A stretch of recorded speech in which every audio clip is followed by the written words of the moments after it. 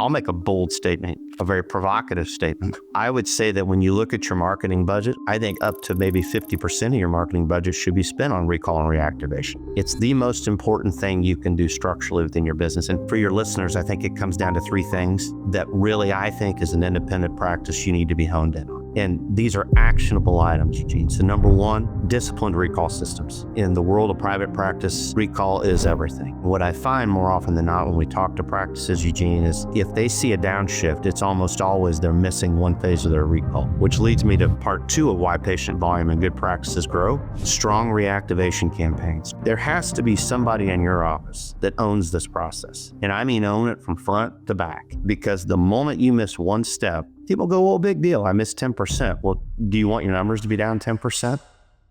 I wouldn't tell you it's time to pull the fire alarm, but I think it's time as an industry we give a really good look, because I think that is one of the areas we're seeing the greatest downward pressure in. How are you setting up your contact lenses? Do you have a portfolio working with two companies where you're working with premium and standard dailies, where you have an option to maybe extend out there, and you need to look at your pricing and how it's stacking up online? Because you're at a point that I believe you can't be priced $20 a box over the online competitors. Your patient, they'll check it right there in your exam chair. They don't care.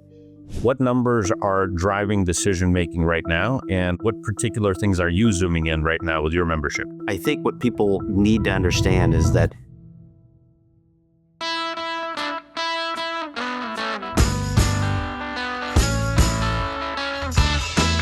welcome to the Power Hour, Optometry's biggest and longest running show. We got a great show for you today on one of my favorite topics, data. Dr. Jason Lake, he's back, and you know what that means. We're diving deep into the numbers that actually matter inside your practice. Jason manages one of the largest data sets in private optometry as the general manager of Perk and Opti-Port, large membership organizations. So when he spots a pattern, it's definitely worth paying attention. So in this episode, we talk about the differences between why some of the industry saw exam volume drop nearly 5% in terms of total patient visits, while some private practices are growing in high single digits this year. We break down those separate data sets. We try to figure out what makes those practices different. We debate pre-appointing. We talk about recall, strategic reactivation, handoff training, fill rate management. Then we zoom out. Broader trends shaping the second half of 2025, consumer sentiment, shifting search behavior, and the quiet but major changes in contact lens capture and revenue per patient. This is a data-rich, highly practical conversation full of super valuable insights, and Jason even teases what might be the next Kodak moment for optometry, which of course you'll have to listen to understand what he means and what he actually is talking about. Before we jump in, make sure that you're subscribed on YouTube, Spotify, Apple Podcasts, or wherever you get your shows so that you never miss a new episode. And if you have questions, ideas, topics, or things you'd like me to tackle head on, just go to eugeneshatsman.com or Power Hour website and reach out to me directly. I respond to every single message, and I look forward to hearing from you. And now, let's jump into the data. Dr. Jason Lake, welcome back to the Power Hour. So good. Feel like I'm coming home, buddy. Fantastic. All right. Well, it's fantastic. And I keep getting great feedback on the episodes because they talk about numbers. And numbers, I think a lot of people don't know exactly which numbers to look at. I think a lot of people appreciate where we take a KPI and specifically zoom in on that KPI and talk about the drivers. But I also think it is really valuable when we have a more global conversation and work numbers into that conversation. So you're the expert. I'm going to turn it over to you. What numbers are driving decision-making right now? And what do you, what particular things are you zooming in right now with your membership? Yeah, I think the thing is we get the first half of the year data, and maybe we're starting to obviously dive into Q3 as that data is starting to roll in. What are the trends that we're seeing compared to prior year? And what are the KPIs that we should look at? And what are we going to do about it? And I think we're going to review some KPIs. We're going to add a few new ones in. But I think what people need to understand is that demand can be nebulous. But even if demand is nebulous, that's when good practices shine, because they're the ones who will go after maybe less demand.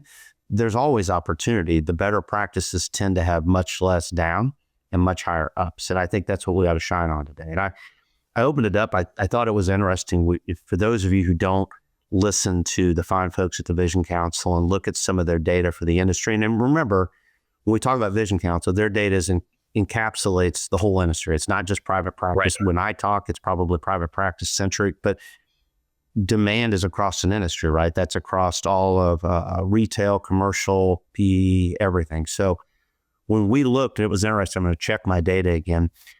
The industry data showed dollars up for the first half of the year. What was interesting to me, though, is that the patient volume was slightly down across the industry.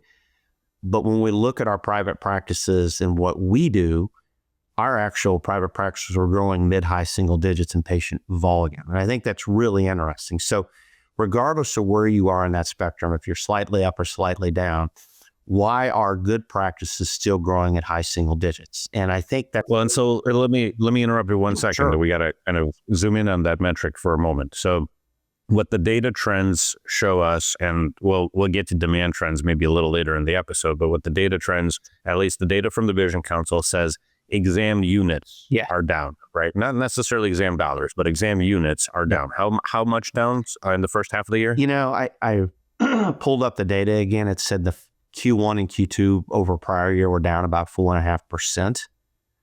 Okay. In the year. So that's fewer people getting eye exams, actual practices all over the industry across the board. Now, compare that again with what's happening in the private practices who are your members, and maybe we can zoom in on what some of those numbers are doing. I think if you're looking at a couple hundred practices or 200-300 practices that we look at and work with, they're growing at high single digits. And that, to me, is the interesting part. So what brings that about? So where are your listeners' practice at in that spectrum? Are they slightly down? Are they slightly up? Are they killing it? There's a million things that drive that. But the practices we work with are mostly larger practices that have an established clientele. So I think that for your listeners, I think it comes down to three things that really I think as an independent practice you need to be honed in on.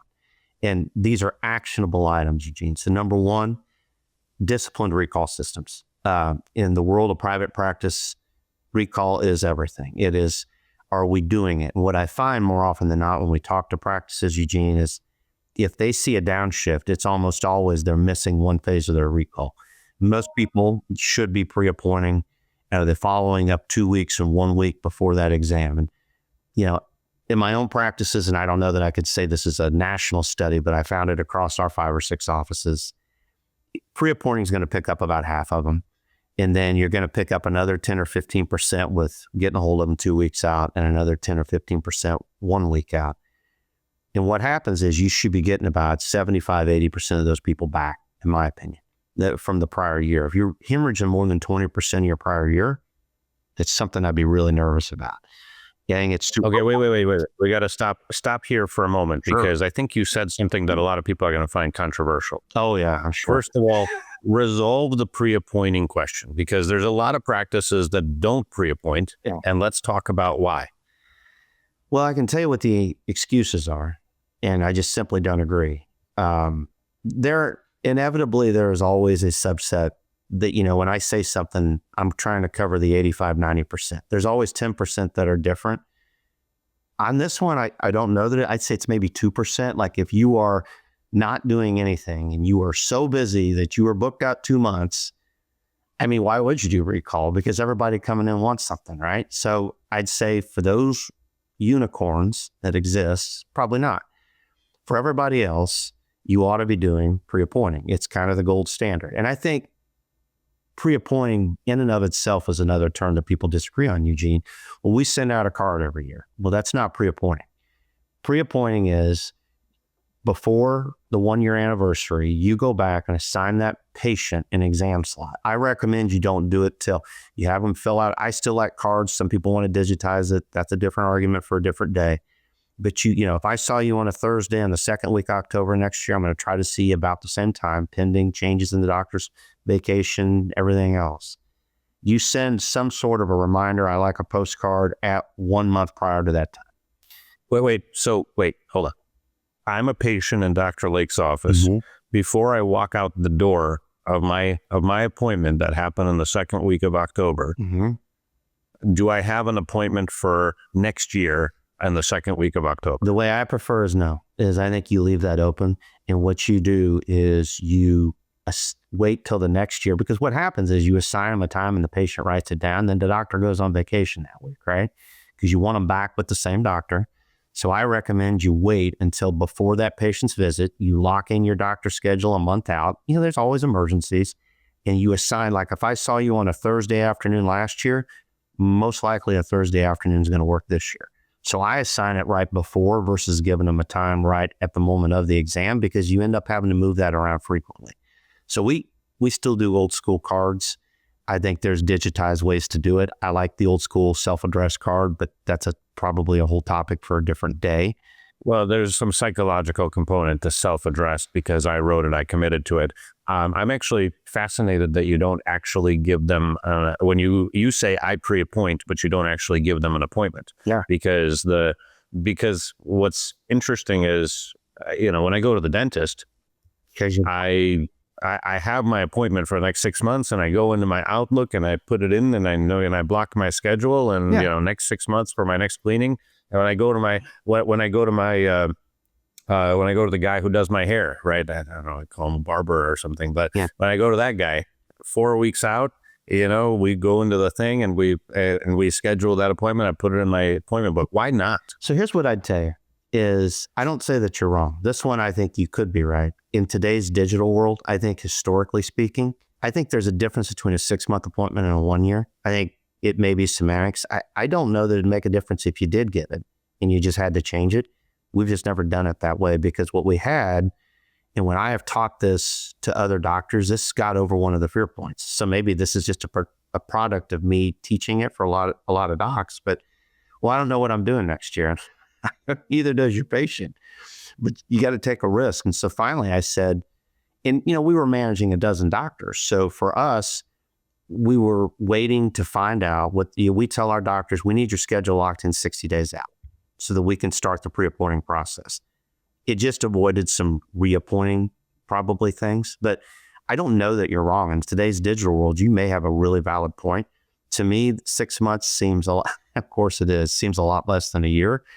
And I plan my schedule a year out. So but I feel like I may be a little. No, man, like most people don't know what they're doing next Thursday. So like it's totally, but at the same time, I still need you to kind of go through this flow. So I walk out the door and I filled out a card that says what Eugene Shatsman, you've self-addressed it, because we know that if you see your own handwriting, you're way more likely to guess. You're more likely to look at it, right? So automatically there's old school. Some people don't like it. I do. You pick it up on the backside. Dr. Lake's excited to see you back for your appointment. Here's your date and time. If this does not work for you, please call our office or get on our online scheduler, and we'll handle it and we'll move it around. I would tell you, on average, we've tracked it for a lot of years, about 50% of people keep that exact time and appointment because you gave it to them 2 months in advance. And you're right, people don't know what they're doing next Thursday. So that seems to be a more palatable length of time for them to adjust. But if not a problem. Just call us. So I wrote that card. I still don't understand. I wrote that card in the office. I put my name on it. I put my address on it, and I gave it to you. Exam time yet. I did not fill in and so a month out before my exam time, Joni at the front desk looks at the thing and says, "Okay, doctor, Eugene's last appointment was a Thursday afternoon. I'm going to try to give him a Thursday afternoon. So I'm just going to write in 2:30 on Thursday or whatever." And then they plug it into 30 days out. Yeah. They move the pre-appointed schedule around and they stock it in there and they mark it pre-appointed. Okay. And then most of the time the patient will call and confirm that. So roughly 40 to 50% will call and confirm within a couple of weeks of getting that card. If you have not heard from the other 50%, you have to do outreach at 2 weeks before the exam and 1 week. If you have not heard from the patient by this 48 to 72 hours prior, you kind of move them off the schedule. They ain't coming. Like occasionally you'll get one, but it's pretty rare that you get one. So it requires some work by your team. And what happens is the team gets busy and they're busy in the moment. And then those calls don't happen. And then the recall doesn't happen. And so like in a month like September, which has traditionally been a slower month, They didn't do the work in August to get the appointments in, and then all of a sudden your patients dip. And then Jason walks up front and goes, well, why are we not busy? And the answer is, we skipped a step of recall. We skipped the 2 week or the 1 week or whatever that may be. We sent out the cards too late.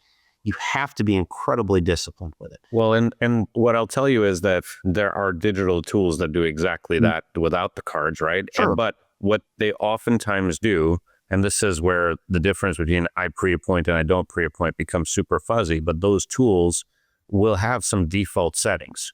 Yeah. And if you don't go through and monitor the response rate to some of those default settings, you may only be contacting your patients 2 weeks out about an appointment they had no idea they had, right? Because they didn't commit to it. And it's also part of what you're doing with your cards. And I'm just going to tell everybody, like, I know it sounds stupid, but it's actually the genius behind it is that, and this is when I think about pre-appointing, I think about the psychology of pre-appointing.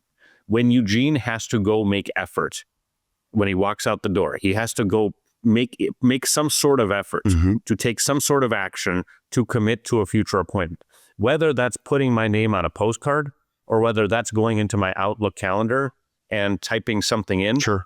Like, I feel super bad when I miss an appointment on my Outlook calendar and I try to arrange my schedule around it because I'm like, okay, I don't want to be a jackass to, the person who I committed to, right? Right. And so the reality is that if you this is the difference between we'll contact you and see if you're available versus we'll make you take a step in the office while you're there because you committed to the fact that your eye health is important. So the genius of your system isn't necessarily the process flow. It's the fact that you made them take a step. Yes. And this is where I think a lot of systems fail on the recall side is they say, okay, we'll be in touch in about a year, right? And then they start, the default of that system might be 3 weeks out, might be 2 weeks out, might be whatever somebody said, whenever they were setting up, because the rep asked your front desk, like literally this is how it happens. The default gets set because when the rep is, when the onboarding rep is setting up all the monotonous crap inside of that piece of software. Like, okay, what are all the doctors' names? What is this? What is that?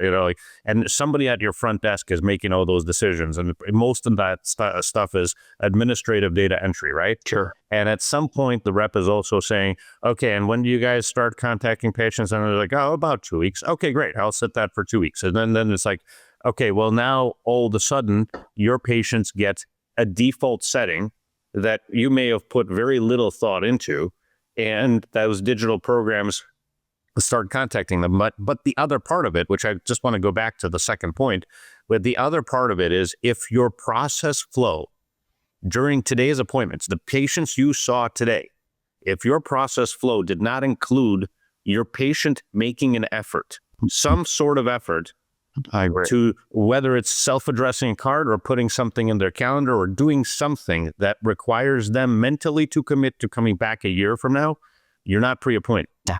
And that's what I think we mean by pre-appointing is you force the patient to agree and to put something in somewhere to agree to do the thing. Pre-appointing is not just mailing a postcard and forgetting it. And that is, I can't emphasize that enough. And the doctors push back. My practice is different. I mean, I never say never, but I bet this works in 98% of practices efficiently. And I can still remember my very first consultant, a gentleman by the name Dr. Jerry Ledgerton. And Jerry asked me a question, how do you grow a practice? And I said, well, you get more new patients. He goes, no, you keep the ones you got, the new ones will show up. And obviously it's a little bit more nuanced than that. But what I would tell you for all your listeners, every patient is a precious resource. Track them down. You spend more money advertising and all that marketing, all the great things that your company does, Eugene. But the reality is you still got to hold on to the ones you got, which leads me to part two of why patient volume and good practices grow. Strong reactivation campaigns, targeting lapsed patients. If you're doing really good recall, I would bet your average cycle is about 14 months. So in other words, you see on contact lens patients come back sooner, glasses patients put the exam off. If you are not doing aggressive recall, that'll get right to 2 years in a snap. 18 to 20 months is probably where most people are at. How are you? And I think I want to make sure that people understand the difference between those two words because I think you and I have been on stage together and we've taught people the difference between the words recall and reactivation. Yep. And there's the recall, which is trying to get patients in for the appointment within a year or that 14-month period or whatever. But like that, at some point, they drop off, we'll call like the standard recall process, which is, hey, Jason, you missed your eye exam. And they need to go into what I call strategic reactivation. And regular reactivation is like, hey, Jason, you missed an eye exam. You want to come back. Hey, Jason, you missed an eye. And that stuff doesn't really work. There's this concept of strategic reactivation. We've covered this on the show in the past, but the reality is that if you don't have we'll call it a content marketing strategy with a strong call to action that's going out every single month to patients, even 60 months from their last exam. We've proven we can reactivate patients who haven't been in your practice for 5 years. In fact, what we find with those patients often is that they went somewhere else or they bought some stuff online, they had a subpar experience, and because they see you as an expert, because if your strategic reactivation works to establish you as an expert, because they see you as an expert, they'll come back to you, and you can get those patients who are 5 months since their last exam coming back to you. Absolutely. And I think you can't emphasize that enough, that in the one thing I see, a lot of people use services, make sure you have, if nothing else, make sure you have a fail-safe to make sure that service is working. A lot of digital companies do it. I can remember vividly sitting in facilitating a study group meeting a couple years ago with a really, really good practice. And the doctor was like, I don't know, our numbers seem flat. And I said, well, you've got a reactivation problem or a recall problem. He goes, well, why is that? I go, because your new patients jumped from 25 to 35%. I go, did you do something different in marketing? No, same old thing. I said, yeah, you're not seeing your established patients back. No, I use XYZ service. I said, well, go back and check it. It's not working. He called me about a week later and he argued with me. He called me and he goes, oh my God, it wasn't doing what we said it would do. And I go, yeah, you're not suddenly just going to see this mass influx of new patients as a percentage of your book. It might raise some because you did a campaign or you did things. But if you're not, there has to be somebody in your office that owns this process. And I mean own it from front to back, because the moment you miss one step, people go, well, big deal, I missed 10%. Well, do you want your numbers to be down 10%? Every single part of this is an action item that drives those patients back in. And if you miss any of those steps, it's such a costly thing, because you're not going to have time the next month to see them when you're busy again. So those two things, I think, are the greatest drivers. And it's where independent practice has probably, in my opinion, a massive advantage over commercial and retail outlets, is really the doctor-patient relationship. On average, not always, on average, tends to be stronger, and they listen, which is the third part, Eugene. We see, in general, a lot higher medical visits in these private practices. In the doctor saying, hey, I want to see you at 3 months for your glaucoma or your macular degeneration. To your point, those patients are booked right then and there, and they don't skip. There is a why. I understand why I'm coming back. Getting your doctor in the handoff to say, hey, I want to definitely see you back next year to monitor XYZ, dry eye, or whatever that is certainly will add to your recall and reactivation strategy, because the patients remember. But I would tell you, if you could pick one thing that will sum it why in more turbulent demand times, some practices do better than the others, it's recall and reactivation. It's the most important thing you can do structurally within your business. And I'll make a bold statement, a very provocative statement. I would say that when you look at your marketing budget, which is where I put these dollars, I think up to maybe 50% of your marketing budget should be spent on recall and reactivation. I think that's where that bucket goes. Do you agree with that or no? It's so funny. I was just going to say that I think so many people equate marketing. Serving thousands of doors across the country, I know that most people go into marketing saying, I'm going to get more new patients. And my expectation for hiring you, for example, when they hire our organization, they always say, my expectation, we're going to get a lot more new patients. And the answer might be true. You will get some new patients. But I completely agree with what you said a few minutes ago when you said, it's way easier, it's way cheaper, and it's way more effective to bring back an existing patient. And it's also it's not a set it and forget it type of activity. Yeah. So for me, I absolutely agree that the role of good marketing is to drive revenue, to drive to drive fill rates on the schedule, right? it's not necessarily like, and I don't care actually if it's a new patient or an existing patient that comes back. And oftentimes the existing patient is building on trust that they built with you in the first appointment. So they may actually have higher revenue per exam for an existing patient than for a new patient. New patients still learning about you a little bit. The existing patients like, oh yeah, I like Dr. Lake. I like spending money with Dr. Lake. I'll spend more money than I did last time with Dr. Lake. So the point is, I believe, and I agree with your point, is that 50% or so of your marketing effort should be going to engaging the people that you already have some semblance of a relationship with. Even if it's 60 months ago, they came in to see you and you could potentially re-engage them in something good that you're doing. I know for your listeners, I know this isn't sexy. I get it. But it is such a foundational building block because you can't do anything. We used to call it BIC, butts and chair. If your BIC is bad, you're not doing anything, right?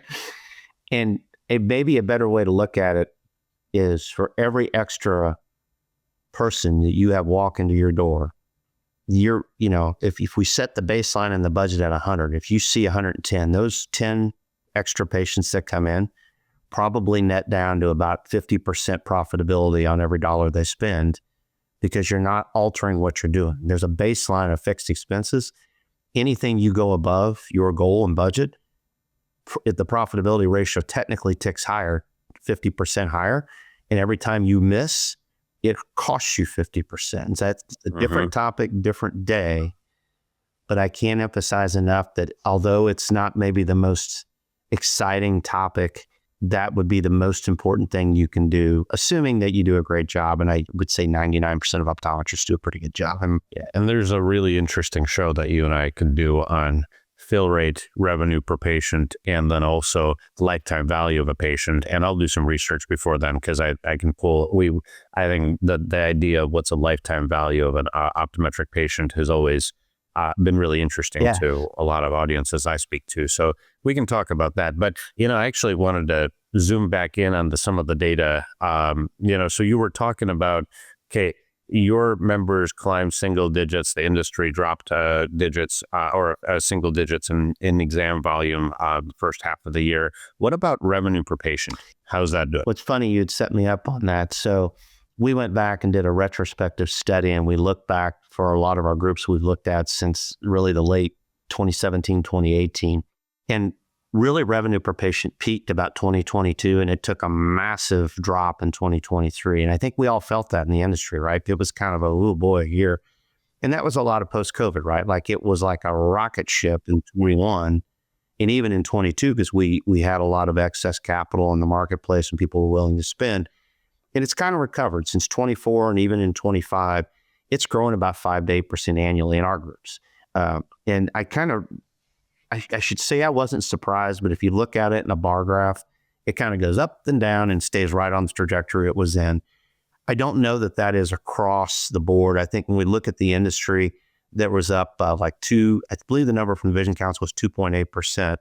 But two of the things that really are driving some of these increases, and particularly that we're seeing in frames, I think that a lot of smart practices did tariff rate adjustments to their frames early in the year. And I think that before the tariffs hit and we saw this bump up in revenue. Now that's not looking at cost of goods, and we'll get to that here in a few weeks when we get our data in. But I think that was a driver, and maybe while we're seeing that. Secondly, I think as we continue, optometry as a profession continues to expand its medical services, that just, it builds because we're looking at everything as a unique patient visit, so that those patient visits that are in addition to that continue to drive that up. I would like to point out the headwind when we looked at the beginning of the year, some of the advice that we were given was through both predictive economists and the Vision Council put that out, is there was a consumer sentiment that they did not want to spend more than $100, $100 beyond what their deductibles paid for in their vision plans and their health insurance. And I think to continue to drive that number and that type of headwind in a consumer who's not interested in spending more than $100 is fairly remarkable and resilient, at least for our members. I don't know that the industry is matching that, but I think that is a highly efficient, like you said, those when you're doing a good job with your established patients, greater trust, they're willing to, yeah, I don't want to spend more than 100, but if Dr. Shatsman says I should spend by XYZ or I need XYZ treatment, I'm not going to skip it. I'm going to listen to what he or she might say. And I think that's a great number. I think we are seeing that trend rising again. Even with pressures, I bet it continues to rise through the next year. And I am excited to see our full year number because I think it'll be that 5 to 8% increase annually. Yeah. And, Jason, if you're looking at this, you're saying that $100. So are you saying you disagree with that statistic? Or you're seeing? I think we're going to look at some data that absolutely 100% agrees with that data. And it's had some really profound effects on, in particular, one segment of our industry. I think that was what people, when they did the survey, they said, it's real. I think consumers, particularly in Q1, when we got this data, were really pulling back. And we had low demand in Q1, right? So maybe their sentiment changed some. And if you look at consumer sentiment, the studies they're doing, I think it's University of Michigan, I believe, that does the consumer sentiment study. I believe it's your alma mater, Eugene, so I'll give you a quick shout out. I believe it has improved dramatically, but when that data was done, it kind of matched what I saw. So I think it's important for people to understand that you're going to have to work a little hard. You can still sell luxury frames. You can still do a lot of those things. You're going to have to just do a good job of doing it because I think the industry itself has a downward pressure. Doesn't mean you can't get around it. I think that's exactly it, is that we have to work harder for every dollar. And the consumer, there's some concerning stuff, in my opinion. I mean, because you look at, and I can talk a little bit about what demand looks like in the eye care space if you want me to. But I think one of the things I just literally read in the Wall Street Journal in the last few days was that repo of cars is at the highest rate. Repossession of cars in the United States is at the highest rate it's ever been since 2009. And what happened in 2009? I mean, it was literally like a crisis recession. Everybody lost their jobs. It was pretty freaking bad. We're not at that point. Like, people still have jobs, but they're just not able to afford their car. And I think, if you step back from our macro strategy, this leads us into something interesting. I believe the number you had shared that study was 1.7 million cars had been repossessed, which you think about 1.7 million, there's only 300 million people in the whole country, right? So, well, and some of them are kids, so they don't drive. Right. So to me, that's an alarming trend. But I also think when you finance a bubble, the bubble breaks. So you can watch that in the real estate market. So think about consumer, that's a macro trend. Take it down to a micro trend of what we're seeing. And I think you actually led us into two interesting things. Let's talk a little bit. We can talk demand. I also think the three major topics are lens capture rates. We want to talk about that. Contact lens capture rates and demand. I think there's value in talking demand first and then backing our way into lens and contact lenses, which are the two areas in consumerism that we feel it the most. So go ahead and hit your demand. We'll kind of bounce around here. Well, there's a couple things. And by the way, I just looked up the consumer sentiment for the University of Michigan. I had the data pulled for something else, for a different lecture that I was doing. And so I just glanced at what I had. Interestingly enough, in September of 2025, their number, and I think the number is like 1 to, whatever. It's like 100 is a really good number. Yeah. The lowest that it hit was in March of this year, which was 52.2. Which matches the data that we're getting from consumer sentiment. Yeah. Right. Now, what's interesting that in the summer, it bounced back a little bit into the 60s. But currently, I think the 3-month moving average, or whatever they have for data, September, it was 55.1. So keep that in mind, whereas it bounced back into the 60s over the summer and then it bounced back down. Now, how does that compare with eye care data? So this is really interesting. So eye care data, we had our worst, we had a massive decline in demand in April and in May of this year. We had a 13% drop in demand from March. We had a 16% drop in demand from April on top of that. So it was downward slope. And when I say demand, the way I measure demand, I do it on the front end, right? What the Vision Council does, it's on the back end.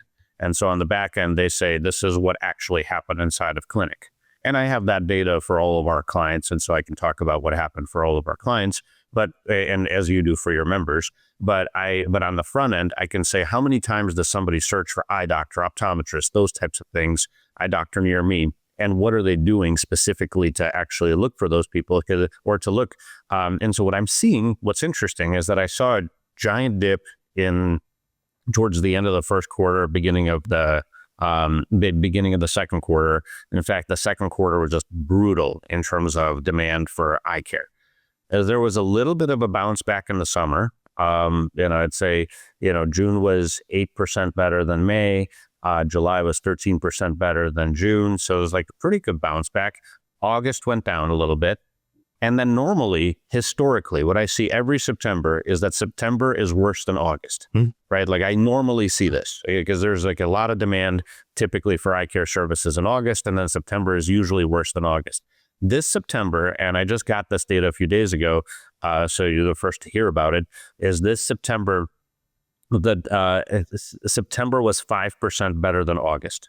Now, pair that with what I just said about what the University of Michigan's consumer sentiment study was, and pair that with the fact that now people are looking for eye doctors. They're less confident as consumers, but they're looking for eye doctors in September. So, well, and then pair that with what you just said, which is that, revenue per patient's going down. Okay, I'll give you one more provocative thought on that. This is something you taught me when we were doing an analysis on Q2 data. For your listeners, there was a shift in search terms. And the big shift was it shifted from eye doctor to eye exam. And, we're playing, chair-side psychologists here, right? I think we may be making some stretches, but to me, that is a psychological, that tells me is there a transactional mindset that's shifting? Exactly. So in other words, I think I want something. Do I want to pay for it? Can I get something just as good, cheaper? Eventually, in eye care, anecdotally, over darn near 30 years in the industry, I can tell you every September, my wife has a joke at our house, Eugene, because I get stressed. And every year, I'm like, I think this is the year we're going under. I don't know how we're going to make it because, we were slightly down. I don't know how we're going to pay the bills. And then it magically recovers in November and December. And it's like year after year. And she just laughed. After the first 10 years, she got a lot funnier, I think, when she knew we weren't really going to die. But I think the reality is the seasonality will tell you that bad trends lead to good trends. And if you take a step back, like the stock market, the trend meter goes up. But the difference is the good practices are still prospering in the downturns, and they're prospering more in the upturns. People still need glasses. That's exactly it. It's not going to stop.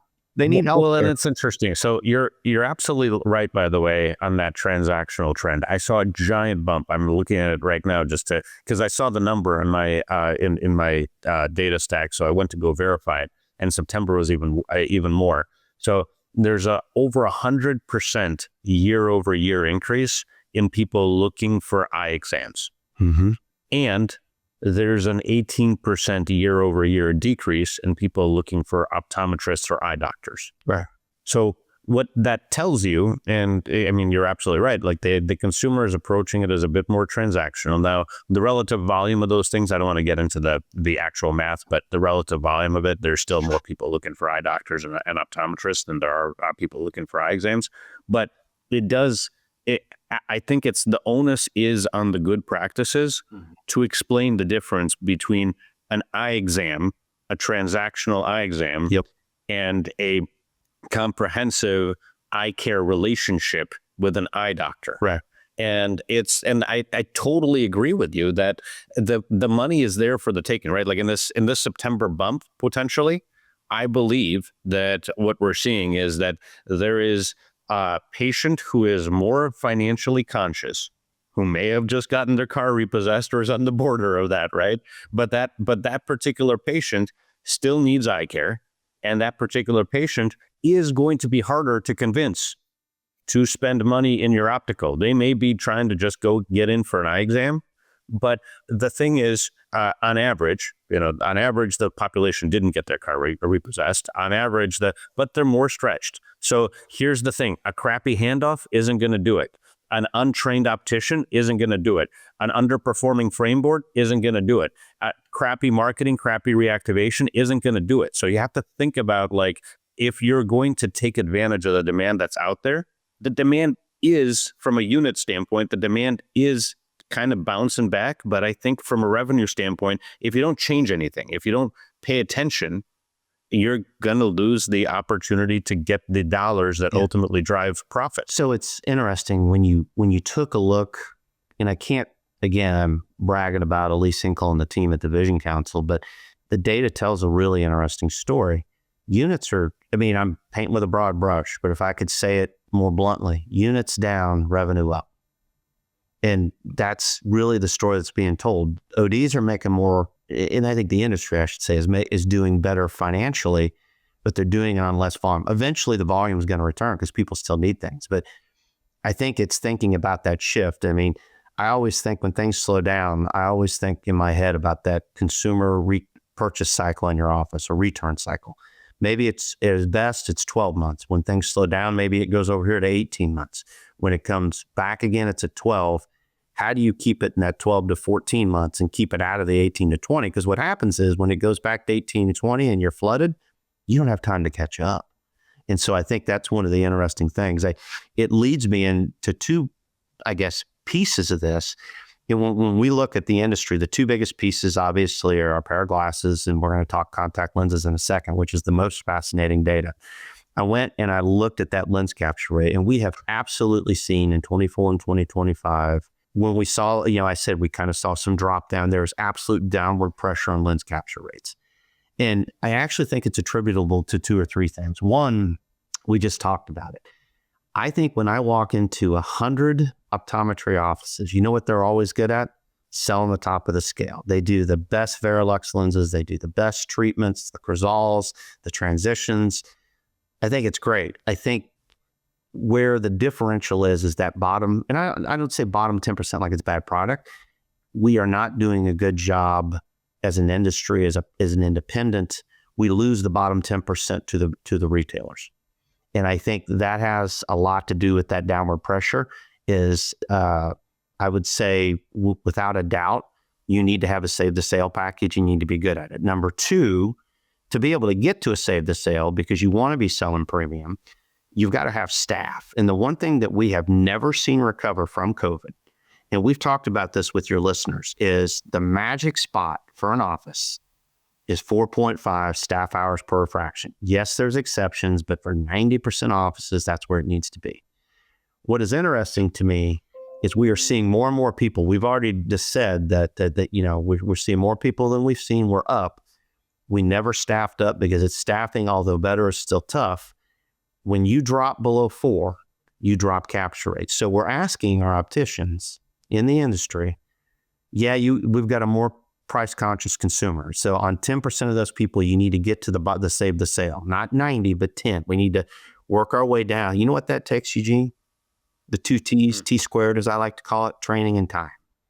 If you don't have training to learn how to do it and the time for them to execute it, when the patient goes, yeah, but I think I'm going to just take this to Costco, and they got 3 more people waiting on them. All right, I'm so sorry, Mrs. Jones. Well, we'll see you next year for your exam. If they don't have the time to execute that sale, you're cooked. So to your point, good practices can still take demand.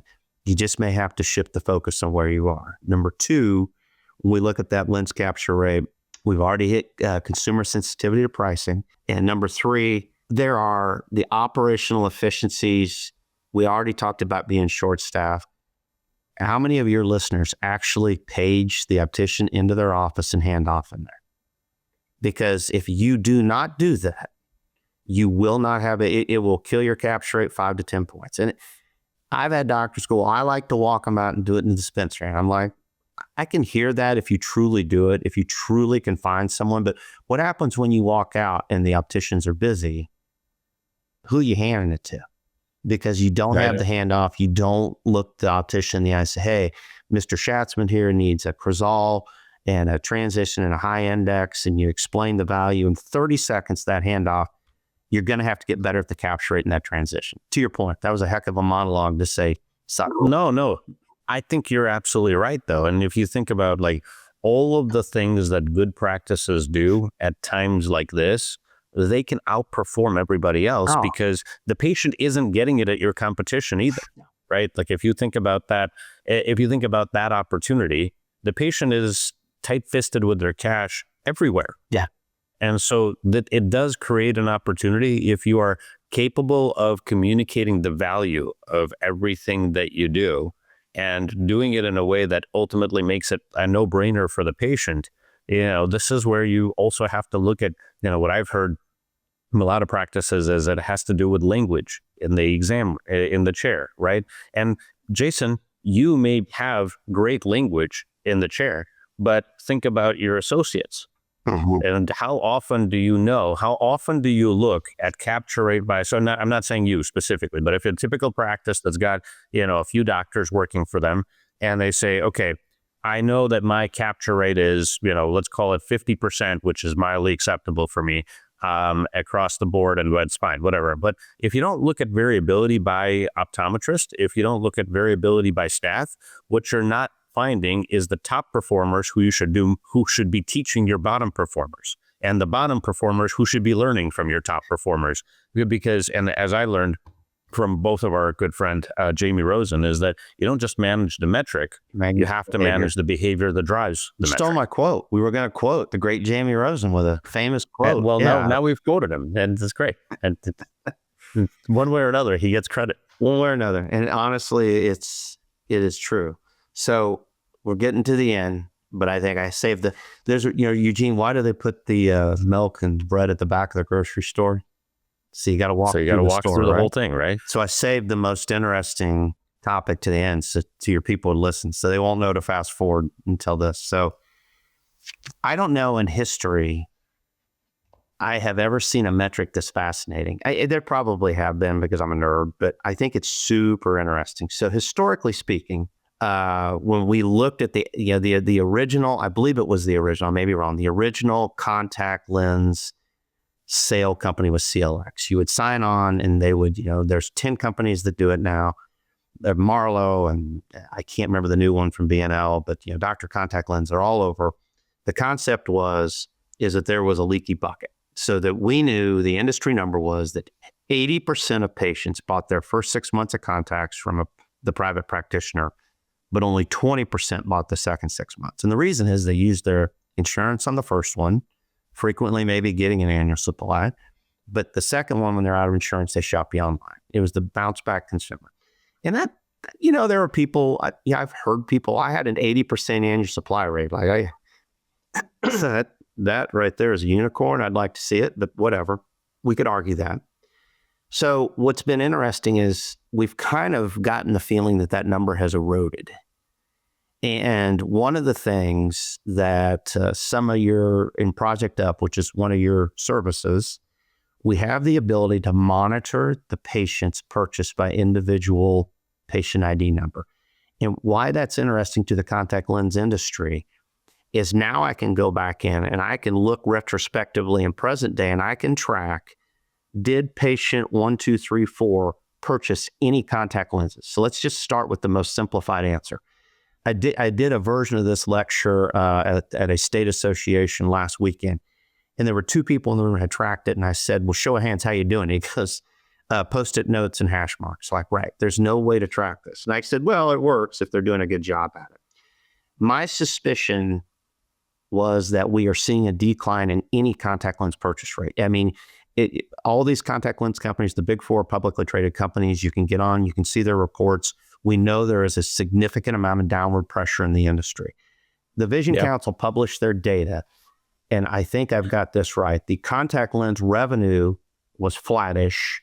Contact lens units were down almost 10%. Now, those are non-equivalized units. And what that means for your listener is 8 boxes equal a daily disposable, 4 boxes equal a monthly disposable, right? We've all done this forever. So that number tells us a story, Eugene, that took me on a research. What I suspected was, and I would guess, I have seen it in the exam lane. I don't practice full time anymore, but I still see patients. I ask our associates, I ask other people. I suspect that people are switching from dailies back to less frequent modalities like monthlies or weekly in the case of people and Alcon.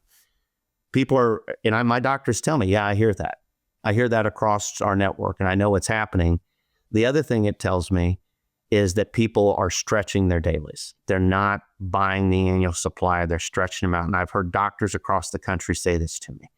So I went back and we used some interesting data from your systems. That number had been probably degraded from 80% of a purchase down to closer to 70. When you're looking at the industry, that number took about a 5% drop in the first half of this year. Now, that's any purchase. That's not units. That's any purchase at all. So what's fascinating to me is when you shared... Wait, which number dropped 5%? Did the patient in the office purchase any contact lenses? We saw a 5% drop this beginning of the year. That doesn't matter if they bought an annual supply or if they bought the next month, they're one box. Yeah. Vision Council data backs some of that up, so that makes sense. So I think it's three things. And it's a very provocative question. And again, I think it's no different than what you said. Should we stop selling dailies? Absolutely not. It's the premium. People want it. They need to understand the value of it. And I think you're going to get some bounce backs. Number two, I think we are seeing a modality shift from dailies to monthlies that we better address as an industry. And honestly, as people stretch their contact lenses, what do you think happens to their patient visit with you, Eugene? They stretch it out. They push it out. It pushes it out. Constant reactivation, having your associates asking people. I think, Eugene, and we're going to do a deeper dive into this, maybe for a different day, and we'll have it for our Elevate meeting here in November. I wouldn't tell you it's time to pull the fire alarm, but I think it's time as an industry, we give a really good look, because I think that is one of the areas we're seeing the greatest downward pressure in. How are you setting up your contact lenses? Do you have a portfolio working with two companies where you are not four companies, two companies where you're working with premium and standard dailies, where you have an option to maybe extend out their wear schedule to teach your associates to ask the question? You can't wear a daily 2 or 3 days. It's not good for the eye health. Maybe we need to put people in products that do it. So that's provocative. I will tell you, the industry as a whole, from what I'm seeing and all the data that's backing it up, and we're seeing it anecdotally, we'll do a deeper dive. But I do think as the independent practitioner, do you remember the data you shared with me about contact lens searches and where we're seeing pressure at? I mean, I've looked at contact lenses recently. What are you referencing? I believe demand was completely flat, right? In searches, including online. I'm pulling it up right now. I'm looking right now. Contact lenses flat. Contacts online is up 20% year over year, and discount contact lenses is flat. Yeah. What was interesting, Eugene, there was one retailer that, and we won't say it. There was one you got to come to my Elevate meeting if you want me to tell you who it is to be ready. That's my one takeaway, right? You got to tease the next, but I think that more than ever, we've seen a 1 to 2 point erosion annually. This year, the bottom fell out a little bit. And what's funny, when I've stood in front of people at many people in the last 2 times I've given this lecture, I said, how many of you are monitoring that? And I'm not talking just contact lens sales year over year, because my assumption is that's going to be flat. When we look at the Vision Council data, it's flat. My assumption will be flat. But if you're growing your patients mid-high single digits, shouldn't your contact lens revenue follow? What's the delta? Yeah. For those of you sitting at home and maybe you don't have advanced analytics, count the number of patients you saw year to date over last year, look at your contact lens revenue, and you probably need to look at that, and you need to look at your pricing and how it's stacking up online, because you're at a point that I believe that if you don't start, you can't be priced $20 a box over the online competitors. Your patients, they'll check it right there in your exam chair. They don't care. And it's true, because it's super, super accessible from that vantage point. But there's also a combination of training that can go into, because if they don't realize they can potentially use their vision plans and the various discounts, or maybe you can offer something in the office to retain that patient. So there's creative ways to have the sales conversation that ultimately help position you as the place to buy their contacts, because we don't want to train our patients to not buy from us. But you're absolutely right. The accessibility of that information, I can literally take a picture of the box. And I can say, how much is this online with Gemini in under 5 seconds? Right. And I will get the whole thing, right? Like, it's not even like, I don't even have to like type in the name and the, you know, and the modality. I literally just have to take a picture of the box. You know, whether we like it or not, probably there are some online retailers that are more prominent. You need to look at where they are price-wise, and you need to see where your pricing is. And where it comes back to, Eugene, you know, if my final input for your listeners, when you look at your contact lens portfolio, what is gross profit dollar? And we hold it accountable to this. I mean, you've got to be accountable to the industry. And I don't care if when you sell the lens, you're making X, because if 40% of it's walking out of the door because you're overpriced, it doesn't matter what your margin is. You're not making the sale. You've got to roll up your sleeves and sit down and be very strategic. To your point, there are some definite strategies that maybe we should chat on next time, or we'll definitely hit them at our meeting here in a couple months or next month. But there are some definite strategies we see that are working, and we see some commonality between people who are doing better than those who are not. And I think there's some lessons to be told. I think we have put the contact lens sales in our office on autopilot for too long, Eugene. We put a lot of thought in other things, but I think there's some staff training, and so there's some workability around that. We need to be honest with ourselves, and we need to address it head on and do a good job with it. Yeah, and I think that there's the common objection that I hear, at least, which is that my contact lens business isn't all that important to me because it's not that big of a deal, right? I don't make that much money from contacts in my practice. You make a lot more than you think you make. And I'd say, I've heard, well, I don't like the margins on it. Well, you know, what's my favorite quote? I wish I was taller and better looking, but here we are. Some margins is better than no margins. And you gotta meet it where it's at. You know, I think the other strategy I'd have your listeners and watchers, I guess, you know, if I told them to lean into 3 things right now, I'd say really do an assessment on your recall, your reactivation. Number 2, I think looking at your retail strategies is really important. And number 3, look at the headlines that are in the Wall Street Journal, Reuters, Barron's, whatever your flavor is. What is leading our industry right now? Wearable medtech. If you are not dabbling in this, the boat's not even in the harbor anymore. And I think we're going to have a Kodak moment, Eugene. I think when Kodak missed digital photography, you have got to be looking at wearable technology, because there is no better place than to buy that from the independent OD who knows what works for you and what doesn't. And I know I'm going to hear, well, I don't like the marginality. It doesn't match XYZ. It's a second pair. It's incredible marginality when you really look at it from a retail perspective. And yes, I know they can get it from Best Buy, but they can't get the lenses put in it that you can. You have got to start. I think that may be our next one. You've got to roll up your sleeves on wearable. I totally agree. I think we should try to poll the industry on best practices, because these don't exist right now, right? Nobody knows how to sell wearable tech as a second pair really, really well. Yeah. And I think we got to look at your members. We got to look at my clients who are already kind of in it, who are doing it well. And we got to poll them, and we got to bring this back as maybe our next conversation is that, how do you take advantage of this? And included would be the new Stellest lens for myopia control, hearing aids in your offices. I mean, you can't attack it the same way you've always attacked it. So maybe you're not happy with your contact lens margin. I sure as hell wouldn't walk away from it. But I also think you've got to expand your offerings to what's available and what's hot in the market. You know, get out those journals and start reading, because the stories are there, and the practices that move today are going to be so exponentially far in front of the ones who are not moving that they're never going to catch up. I mean, this is your Kodak moment, people. Like, that the industry is shifting, go with it.